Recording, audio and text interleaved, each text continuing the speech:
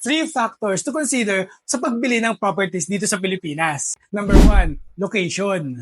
Kailangan tingnan mo muna kung ang property na bibilin mo ay malapit ba sa grocery, sa mall, sa school, sa hospital, o sa church. Malapit ba ito sa terminal ng bus, sa mga train stations, or meron bang future developments dun sa area?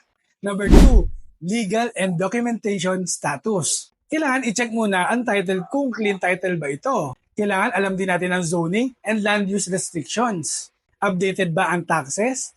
Okay ba ang mga building permits? Number 3, price and financial considerations.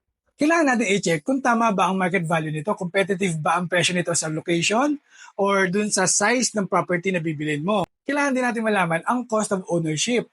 Kailangan natin malaman kung magkano ba ang property taxes, kung meron ba itong association dues, ang maintenance at ang utilities.